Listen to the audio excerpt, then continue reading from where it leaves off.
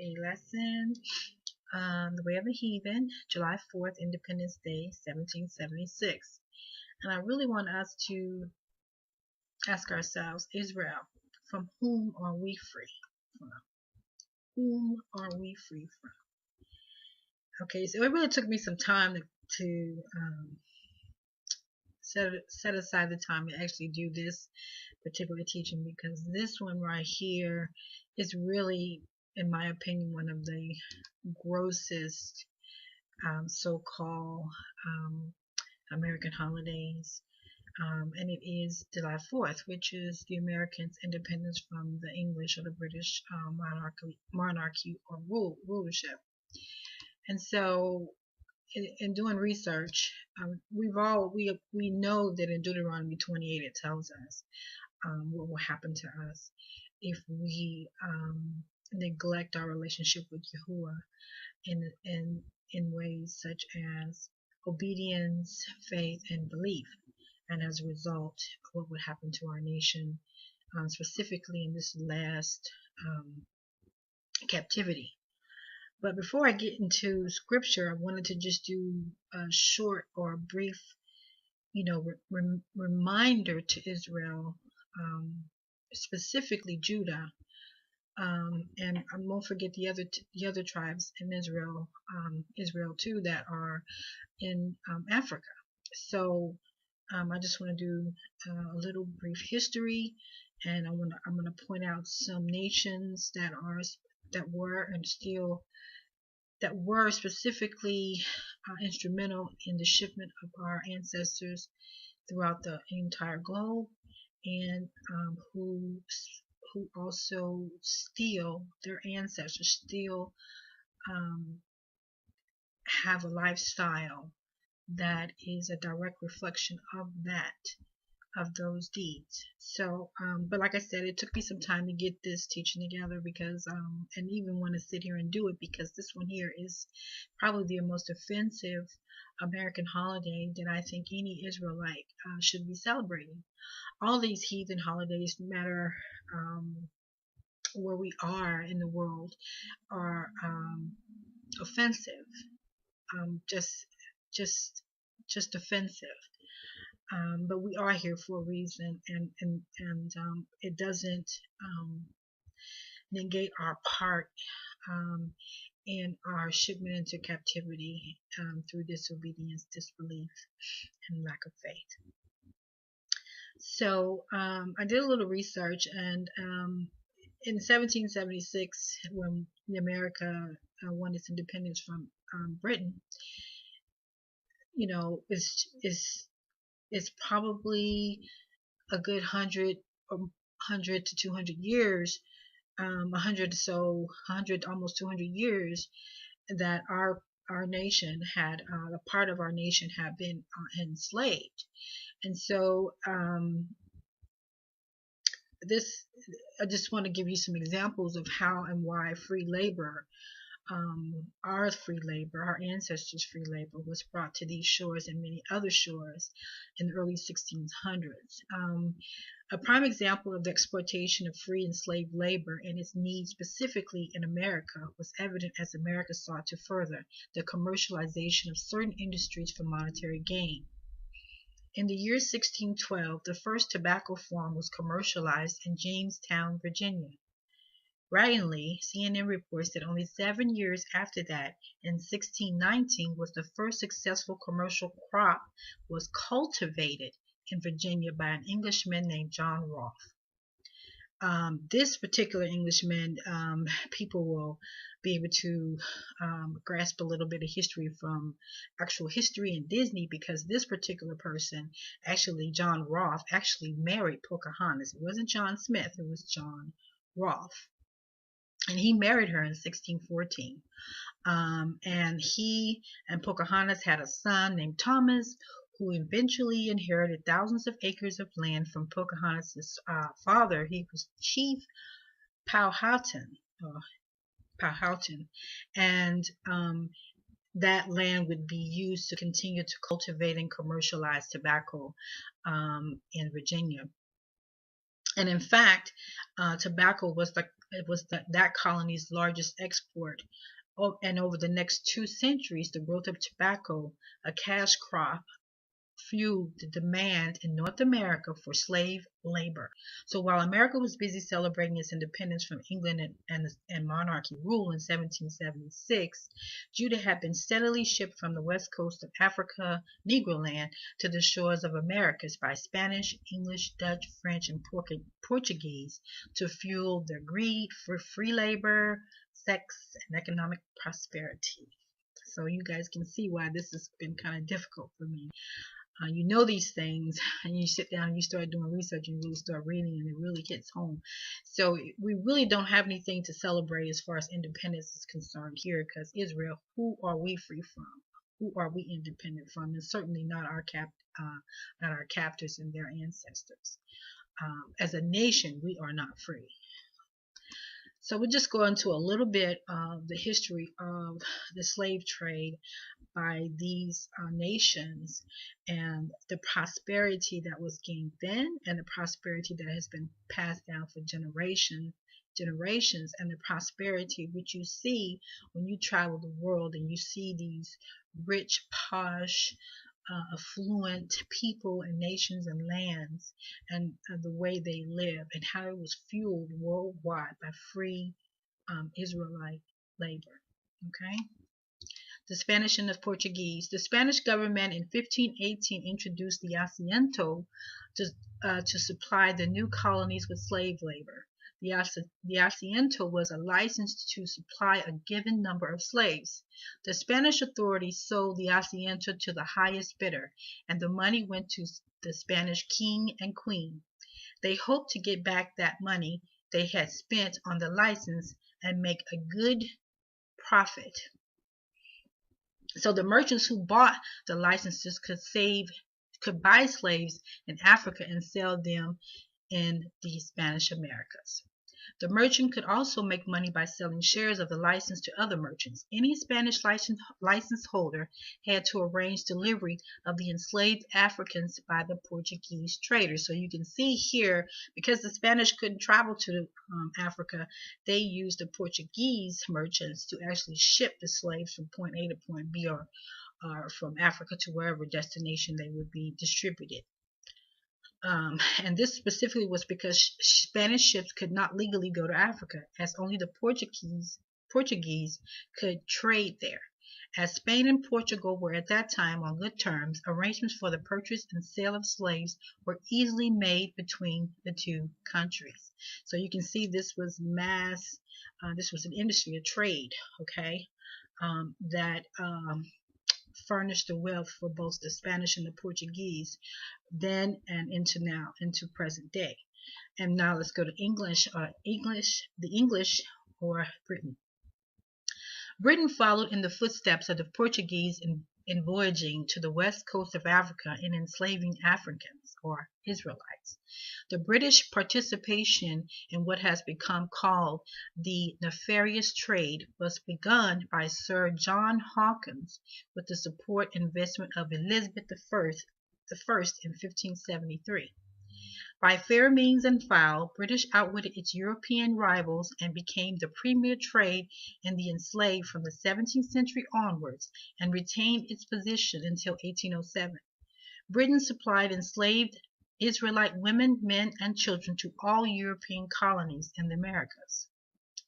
The slave coast came to be dotted with European forts, their massive guns facing out to sea to warn off rival European slave traders. Each castle incorporated prisons or barracoons in which the enslaved women, children, and men were kept, awaiting purchase by the traders. Now I want to go a little bit into this.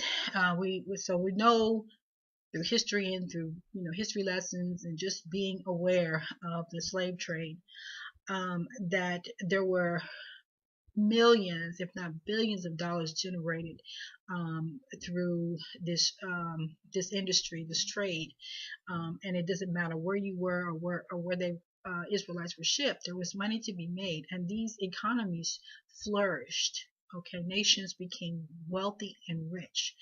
Economies were built, and have been established ever since. And so one of the things a lot of people don't know, and some of you may know, is that there was a compensation that was given to slave owners once the slave trade was abolished. And I just want to read some facts here that I found concerning what happened to the British or English after it was abolished. So the Slavery Abolition Act of 1833 formally freed 800,000 Israelites who were then the legal property of Britain's slave owners.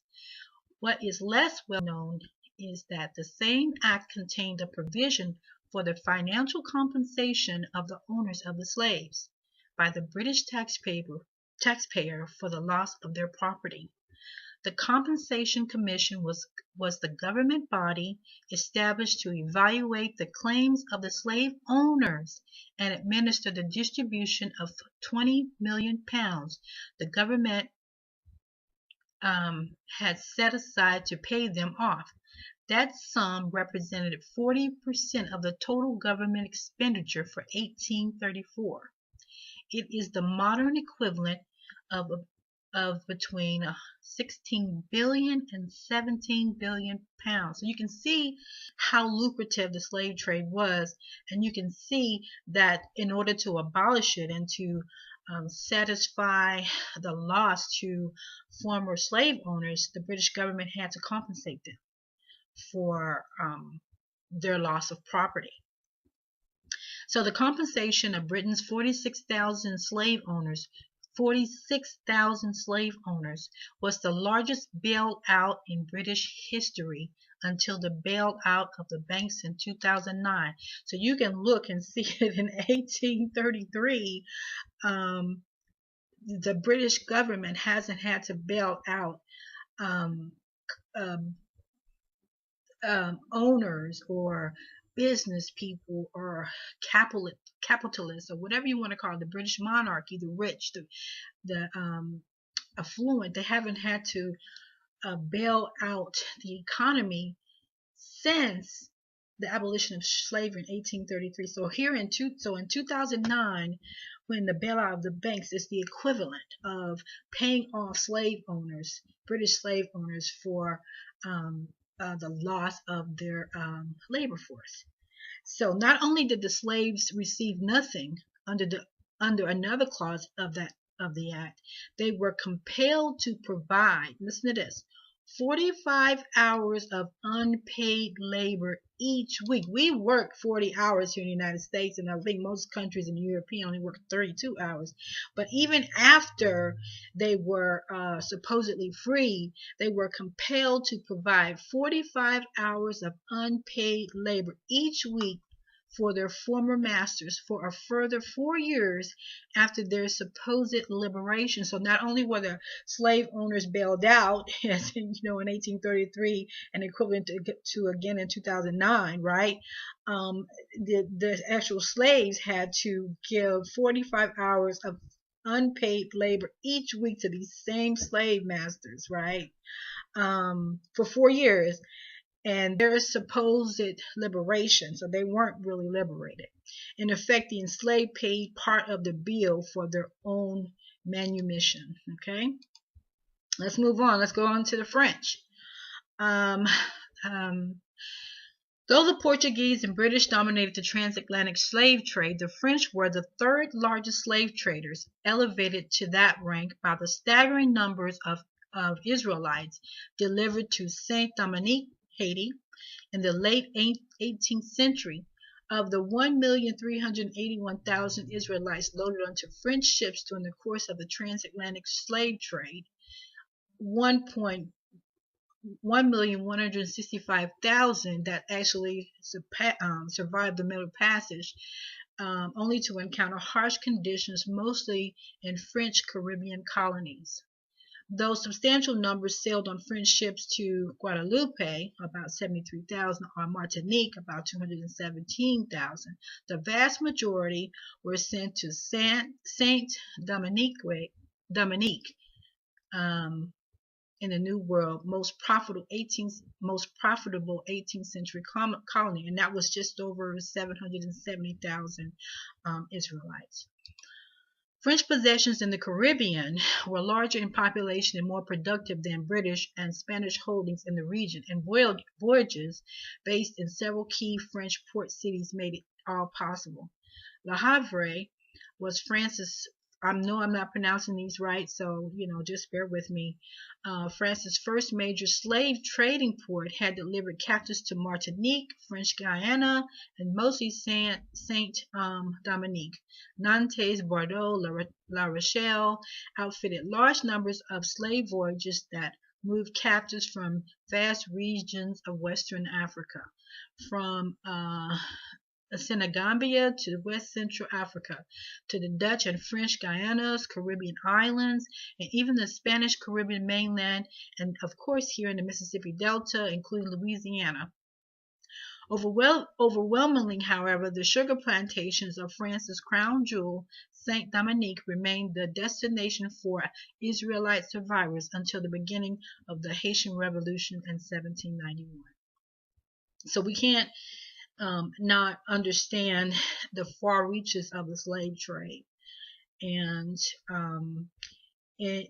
even like we just said here, African or Israelite survivors until the beginning of the Haitian Revolution in 1791. So while Americans were celebrating their independence from England, Israelites were still being shipped all over the world as free labor. Okay, so we really have no business. This is just my opinion, Israel, but we have no business celebrating this particular heathen holiday, the 4th of July. We were enslaved during this time all over the world. Okay, and at least another 100 years or so.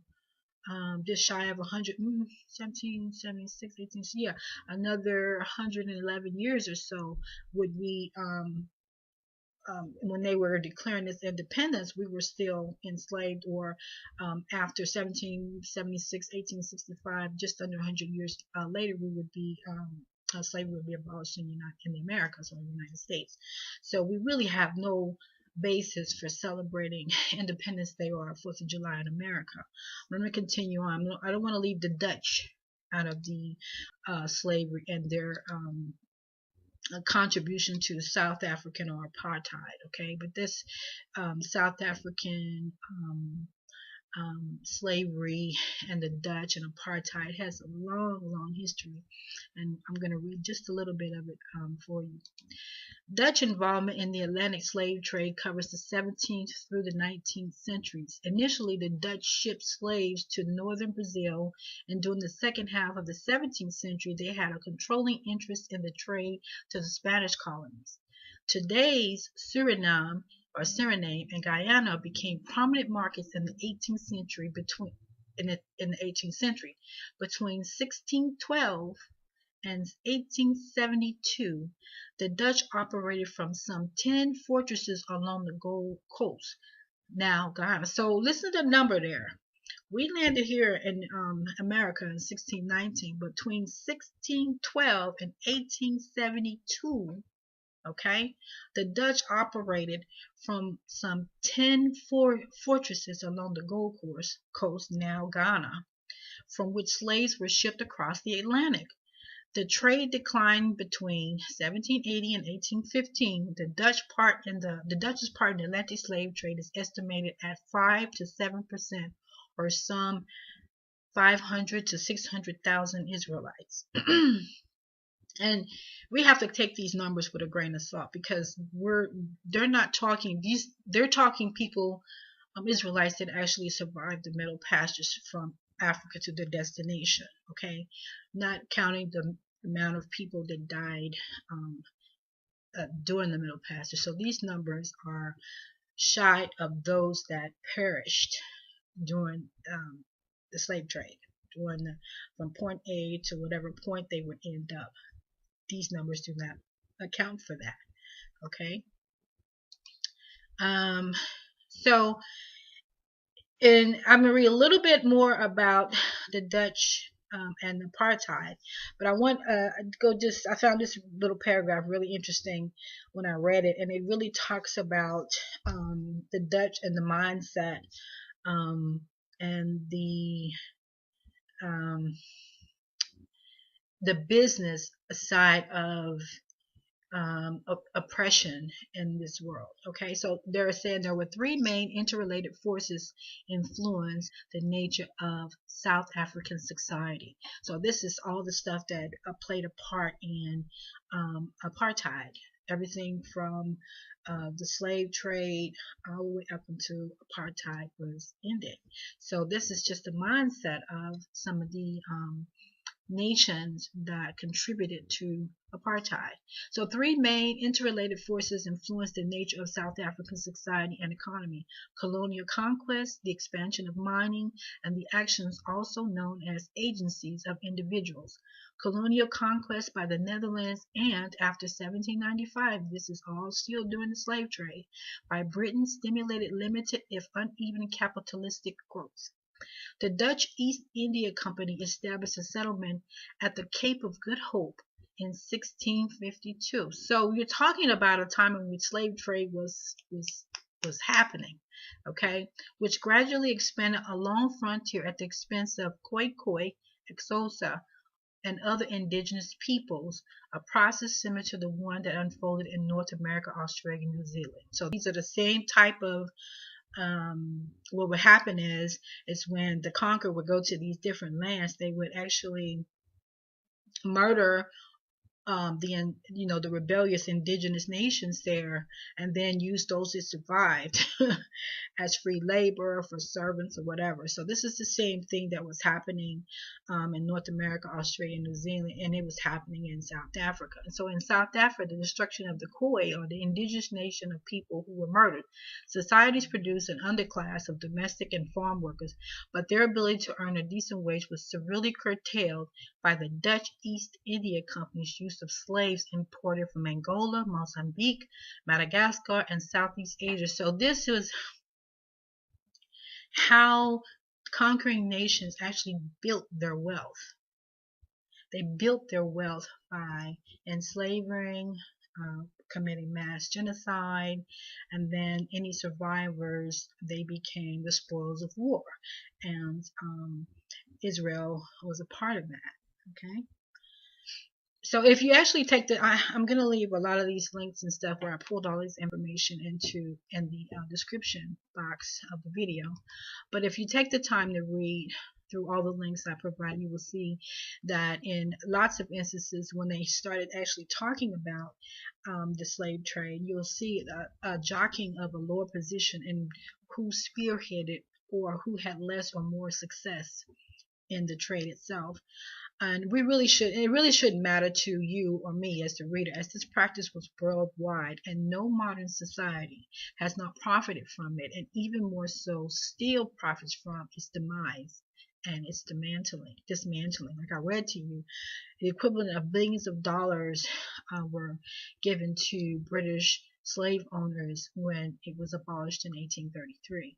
So they made enormous wealth and built their economies during the slave trade, but they were actually that small percentage of slave owners actually benefited more so by being paid for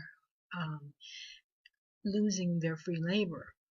And like we read in Britain, they still had to work 45 hours a week for 4 years to actually help pay for the abolishment of slavery in Britain.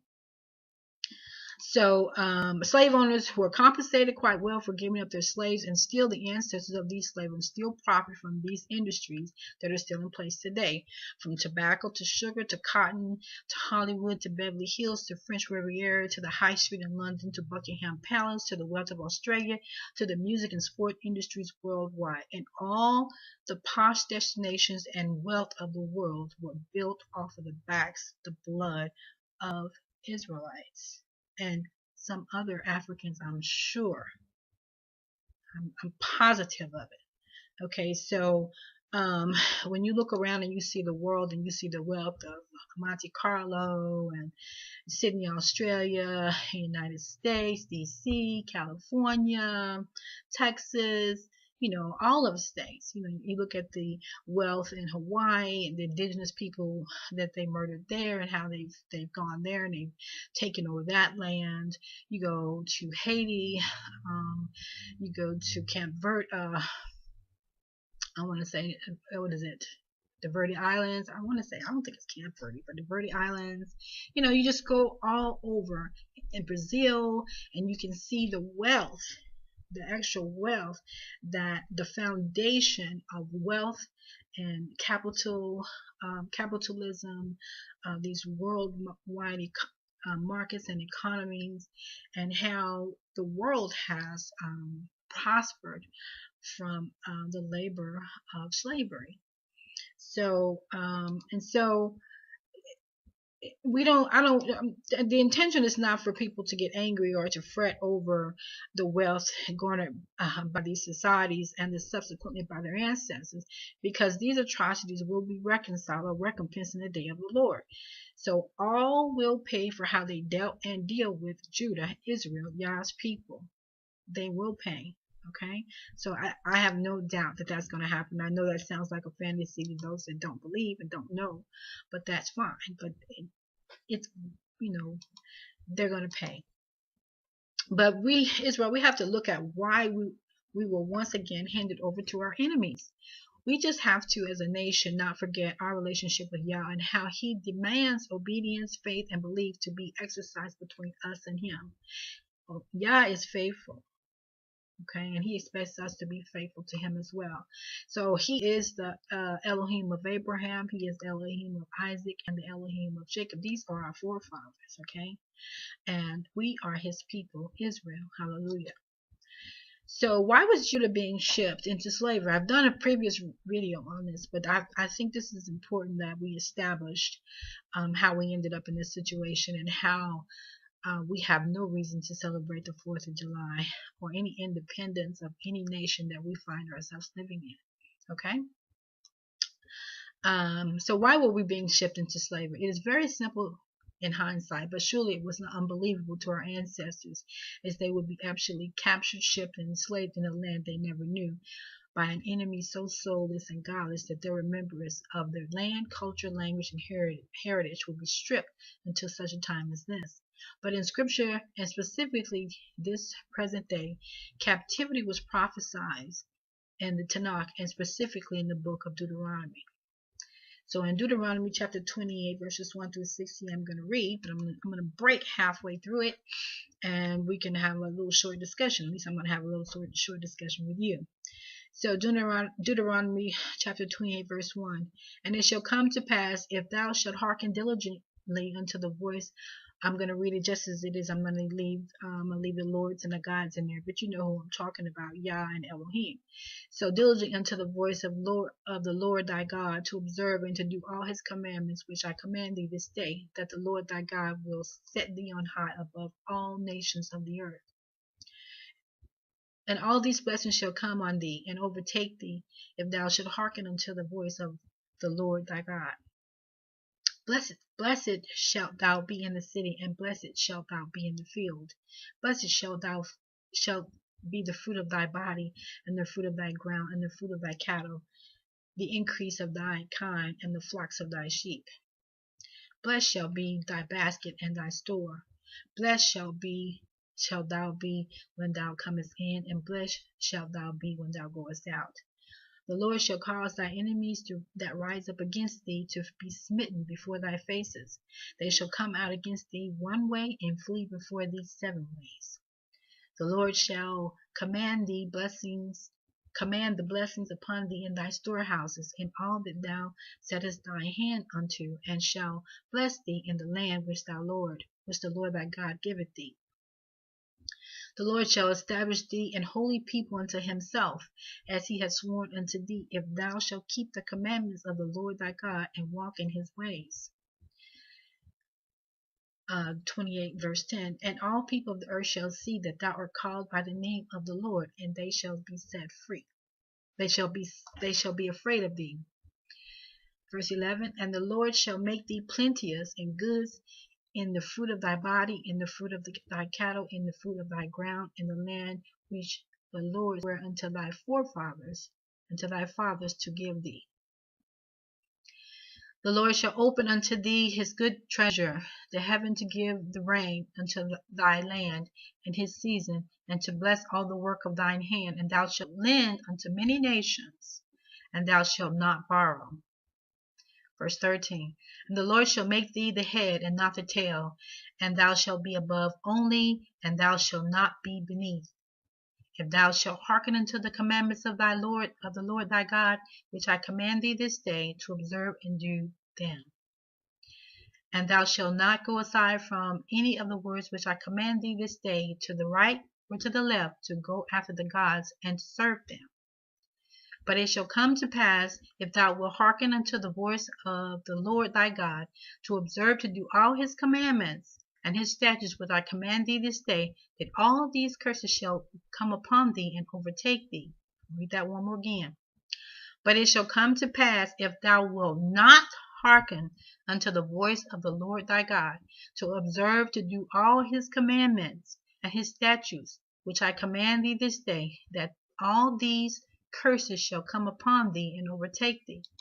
So because of disobedience, this is what will happen. Cursed shall be thou in the city, and cursed shall thou be in the field. Cursed shall be thy basket and thy store. Cursed shall be the fruit of thy body, and the fruit of thy land, the increase of thine kind, and the flocks of thy sheep. Cursed shalt thou be when thou comest in, and cursed shalt thou be when thou goest out. The Lord shall send upon thee cursing, vexation, and rebuke in all that thou settest thy hand unto for to do, until thou be destroyed, and until thou perish quickly, because of the wickedness of thy doings, whereby thou hast forsaken me. The Lord shall make the pestilence cleave unto thee, until he have consumed thee from off the land, whither thou goest to possess it. The Lord shall smite thee with a consumption, and with a fever, and with an inflammation, and with an extreme burning, and with the sword, and with blasting, and with mildew, and they shall pursue thee until thou perish. And thy heaven that is over thy head shall be brass, and the earth that is under thee shall be iron. The Lord shall make the rain of thy land powder and dust, from heaven shall it come down unto thee, until thou be destroyed. The Lord shall cause thee to be smitten before thine enemies. Thou shalt go out one way against them, and flee 7 ways before them, and shalt be removed into all the kingdoms of the earth. I'm going to read verse 25 once again. The Lord shall cause thee to be smitten before thine enemies, Israel. Thou shalt go out one way against them, and flee 7 ways before them. Pay attention. And shalt be removed into all the kingdoms of the earth. Verse 26. And thy carcass shall be meat unto all fowls of the earth, of the air, and unto the beasts of the earth, and no man shall fray them away. Won't shoo them away. They'll have a feast day on our carcasses. The Lord will smite thee with botch of Egypt, with the emerods, and with the scab, and with the itch, whereof thou canst not be healed. Disease. The Lord shall smite thee with madness, and blindness, and astonishment of heart.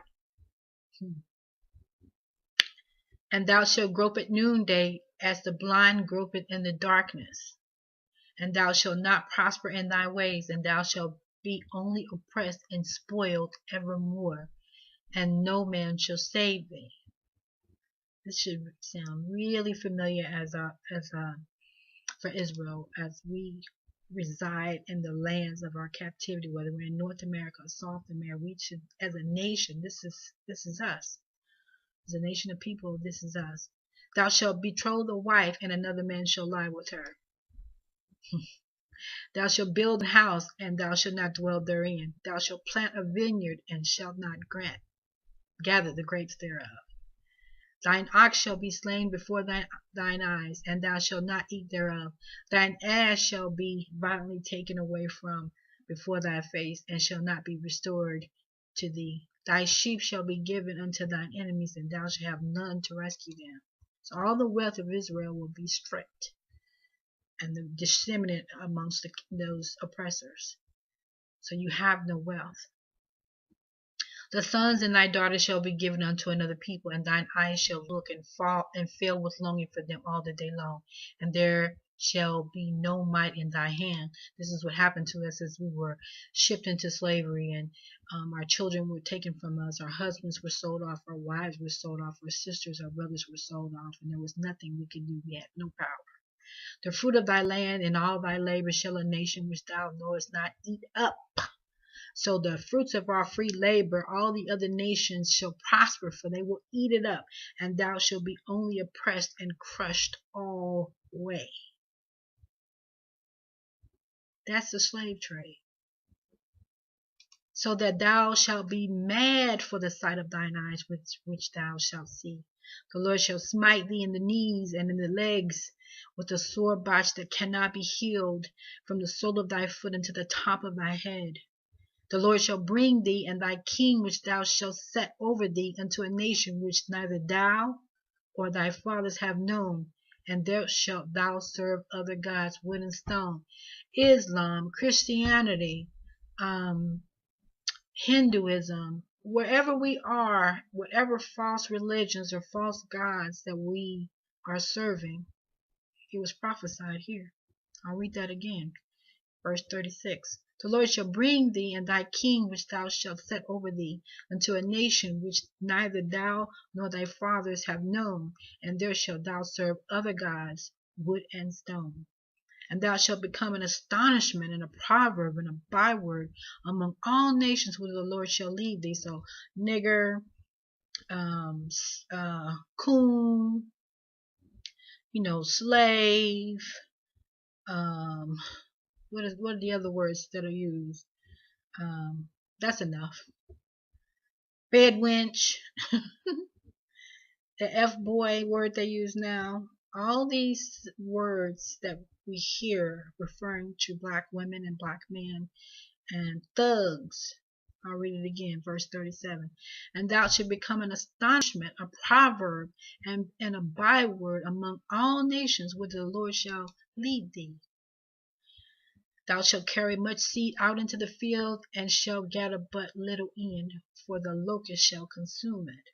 Thou shalt plant vineyards and dress them, but shalt neither drink of the wine nor gather the grapes, for the worm shall eat them. Thou shalt have olive trees throughout all thy coasts, but thou shalt not anoint thyself with the oil, for thine olive shall cast its fruit. Thou shalt beget sons and daughters, but thou shalt not enjoy them, for they shall go into captivity.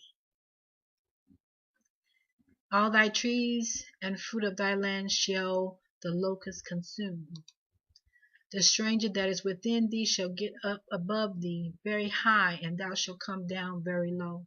We see that in our neighborhoods all the time. We see all these Asians and these Pakistanis or these other nations come into our neighborhood, and they make their wealth off of us. They sell us weed, they sell us gas, they sell us food, or whatever you want to call that stuff in those 7-Elevens and stuff. That's what they sell us. Or Piggly Wiggly, or A&P, or Aldi. The stranger that is within thee shall get up above thee very high, and thou shalt come down very low. He shall lend to thee, and thou shalt not lend to him. He shall be the head, and thou shalt be the tail. Those mortgages and payday loans and all of that. All that is what he is going to lend to us, and we shall not lend to him. He shall be the head, and thou shalt be the tail. We shall be the tail. Moreover, all these curses shall come upon thee, and shall pursue thee, and overtake thee, until thou be destroyed, because thou hearkenest not unto the voice of the Lord thy God, to keep his commandments and his statutes, which he commanded thee. So this is why we are where we are, because we did not keep the commandments of the Lord thy God, or Yahuwah, our Elohim. We did not keep his commandments and his statutes as he commanded us. And they shall be upon thee for a sign and for a wonder, and upon thy seed forever. Verse 47. Because thou servest not the Lord thy God with joyfulness and with gladness, for the abundance of all things. For all that he gives us, we don't praise him, we don't worship him, we don't believe him, we don't have faith in him, we're not obedient to him. Therefore thou shalt serve thine enemies, which the Lord shall send against thee, in hunger, in thirst, in nakedness, and in want of all things, and he shall put a yoke of iron upon thy neck until he have destroyed thee. So as a nation, we've been destroyed. The nation of Israel is not in the land of Israel. We are scattered through the four corners of the world, and the tribe of Judah and the rest of the tribes are in Africa. But none of us are back in our land. As a nation, we're not back in our land. Our land is inhabited by Gentiles. Okay, those that say they are Jews and are not. Okay. Let's see. Verse 49. The Lord shall bring a nation against thee from far, from the end of the earth, as a swift as an eagle flieth, a nation whose tongues thou shalt not understand. A nation of fierce countenance, which shall not regard the person of the old, nor to show favor to the young. We all know about all that. And he shall eat the fruit of thy cattle and the fruit of thy land until thou be destroyed. Who also shall not leave thee either corn, wine, or oil, or the increase of thy kind, or flocks of thy sheep, until he have destroyed thee. And he shall besiege thee in all thy gates, until thy high and fenced walls come down, wherein thou trustedest, throughout all thy land. And he shall besiege thee in all thy gates, throughout all the land which the Lord thy God has given thee. That's in Israel, that's the land of Canaan. And thou shalt eat the fruit of thine own body, the flesh of thy sons and of thy daughters, which the Lord thy God hath given thee, in the siege and in the straitness wherein thine enemies shall distress thee. So that the man that is tender among you and very delicate, his eye shall be evil towards his brother, towards his wife of his bosom, and toward the remnant of his children which he shall leave. Doesn't that sound familiar? Let me read that one more time, verse 54. So that he will not give to any, so that the man that is tender among you and very delicate, his eyes shall be evil towards his brother, towards the wife of his bosom, and toward the remnant of his children, which he shall leave. Doesn't that sound familiar? All these fatherless homes. Keep going. So that he will not give to any of them of the flesh of his children, whom he shall eat, because he have nothing left in him in the siege and in the straitness wherewith thine enemies shall distress thee in all thy gates. So there's no inheritance. There's no strength.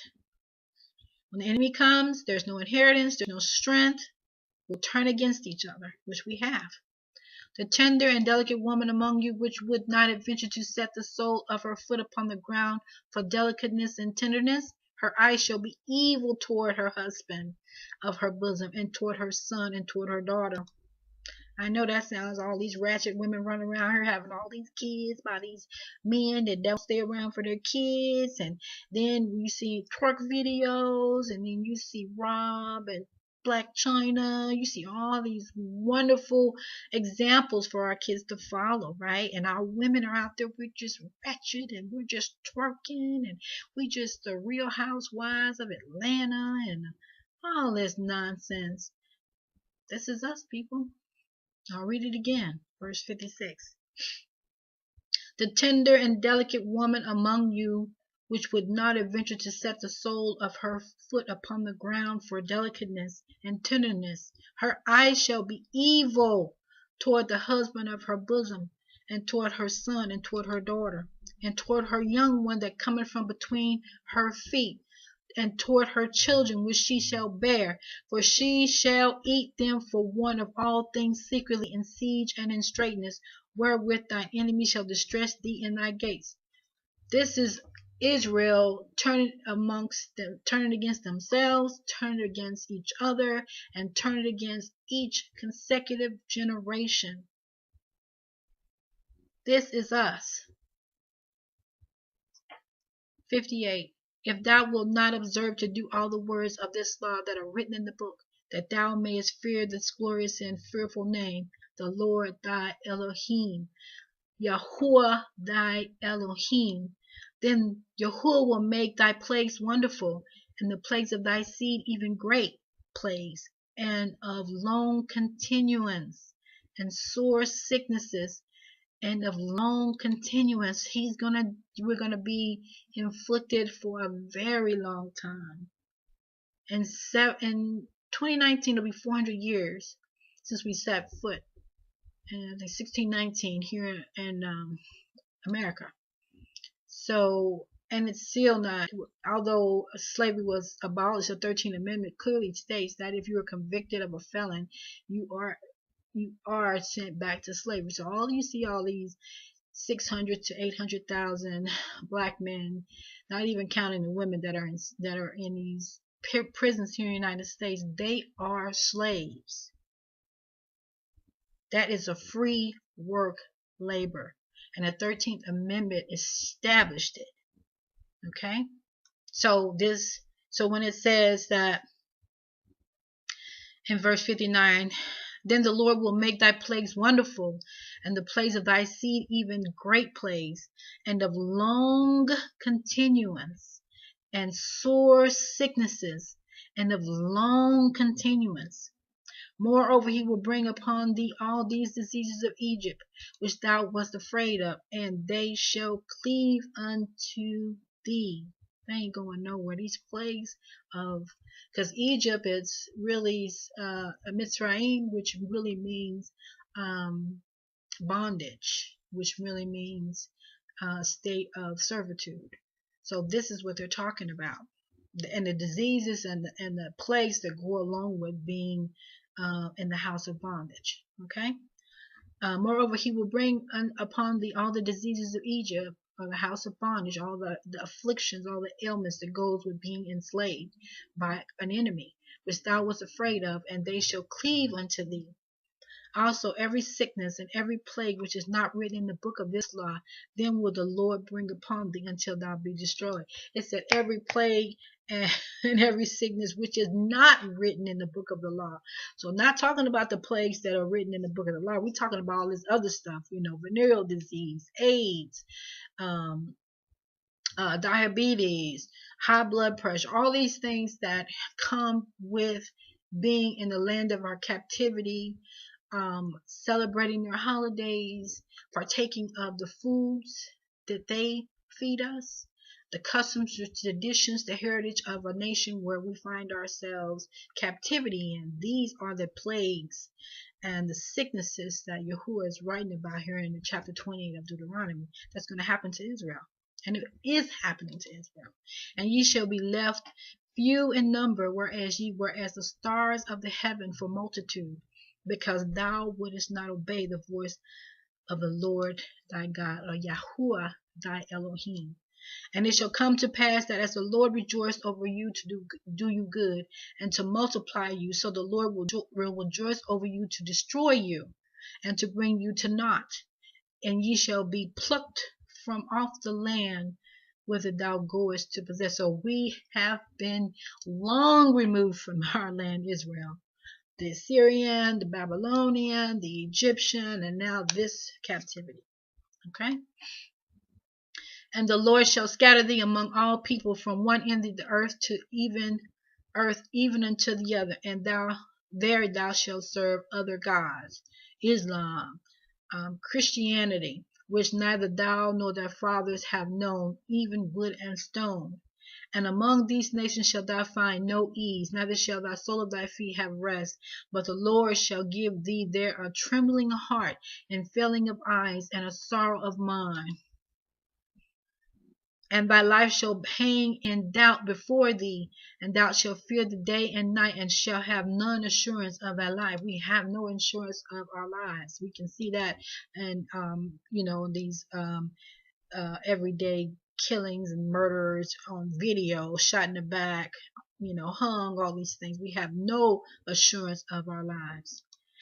In the morning thou shalt say, I would God it were evening, and at evening thou wilt say, God, I wish it was morning. For the fear of thine heart wherewith thou shalt fear, and for the sight of thine eyes which thou shalt see. And I'm going to tell you, I work with a lot of people that I've used to, girl, I'll be glad when it's time to get off work. You know, are you home and you be glad when the morning come, I can get up out of here. All this drama. It's always something with us. Verse 68. Now this is something we really need to into, because this is like the vehicle by which all of these curses was delivered. Okay, so this is verse 68, the final verse in Deuteronomy chapter 28. And the Lord shall bring thee into Egypt, or captivity, or the land of bondage, again with ships, by the way whereof I spake unto thee, thou shalt see it no more again. And there ye shall be sold unto your enemies for bondwomen and bondmen, and no man shall buy you, meaning no man shall get you out of it. Martin Luther King couldn't do it.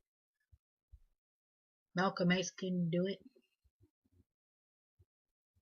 The only one that's going to bring us up out of this captivity is going to be Yahusha, or as you say, Jesus. That's who's going to come back and free us. So I'll read it again. Deuteronomy chapter 28 verse 68 talks about us going into bondage again by ships. So this is the vehicles by which we were delivered into these the four corners of the globe. So the curses that I just read you would overtake us, would be applied to us. They also were applied after the Assyrian, the Babylonian captivity, and the Egyptian captivity. All of these things were applied to our lives as well. So this is not something that just was, a one-time thing. It was several captivities, but this is our last captivity. But as you can see, we have been afflicted by every curse that Yah said we would be afflicted with until this day. Even though we don't have the shackles, the iron shackles around our necks, and we're chattel slavery as we had been we haven't been in that position for over 150 years. But you still see a lack of freedom, a lack of justice, a lack of cohesiveness. We are not a nation. No matter where we are, separated. We are destroyed people, but there is hope. And so I'm going to read 68 one more time, because I think it needs to. And the Lord shall bring thee into Egyptian bondage again by ships, by the way which I spoke unto thee, thou shalt see it no more again, Israel.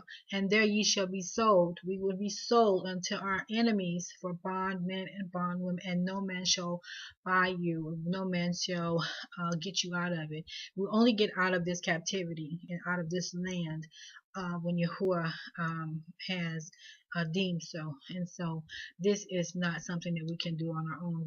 We can see through our leadership over the last 150 years that this has not been accomplished. We are still in the land of our captivity, wherever we are in the world. So here we are in the land of our last captivity, and you want to celebrate their independence? Israel, from whom are we free? Shalom.